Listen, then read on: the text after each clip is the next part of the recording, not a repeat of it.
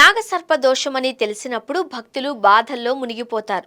ఈ దోషాన్ని తగ్గించడానికి అనేక మంది భక్తులు విభిన్న క్షేత్రాలను దర్శించేందుకు వెళతారు. అలాంటి వారికి శ్రీ క్షేత్ర ముక్తి నాగ దర్శనం అనేది దివ్య ఔషధంగా పనిచేస్తోంది.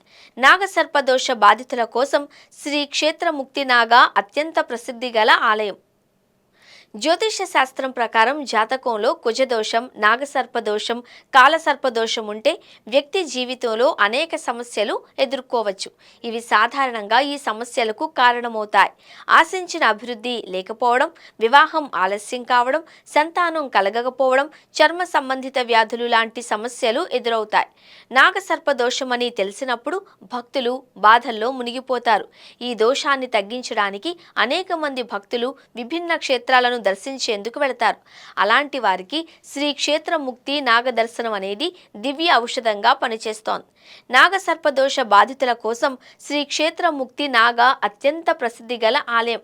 ఈ క్షేత్రంలో అడుగు పెట్టగానే భక్తులు నాగలోకంలో ప్రవేశించిన అనుభూతిని పొందుతారు. క్షేత్రంలో అనేక నాగదేవత ప్రతిమలు కనిపిస్తాయి. గర్భాలయంలోని ప్రధాన విగ్రహం 12 అడుగుల ఎత్తు, 7 పడగలతో ఉంటుంది. నల్లరాతితో మలచబడిన విగ్రహం దైవత్వాన్ని ఎక్కువగా వ్యక్తపరుస్తుంది.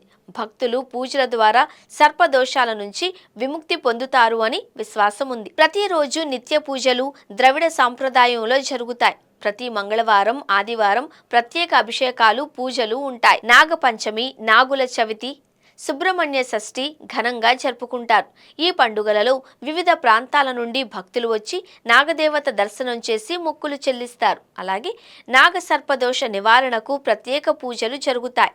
శ్రీ క్షేత్ర ముక్తి నాగదర్శన పూజల ద్వారా నాగసర్ప దోషాల నుంచి విముక్తి పొందవచ్చు అని విశ్వాసం ఉంది. అనేక మంది భక్తులు కళ్యాణ యోగం, సంతాన భాగ్యం వంటి ఫలితాలను పొందుతారు అని స్థానికులు చెబుతారు. శ్రీ క్షేత్ర ముక్తి నాగక్షేత్రం కర్ణాటక రాష్ట్రంలోని బెంగుళూరు నగరానికి సమీపంలో ఉంది. ఇక్కడ సుబ్రహ్మణ్యుడు నాగదేవత రూపంలో దర్శనమిస్తాడు.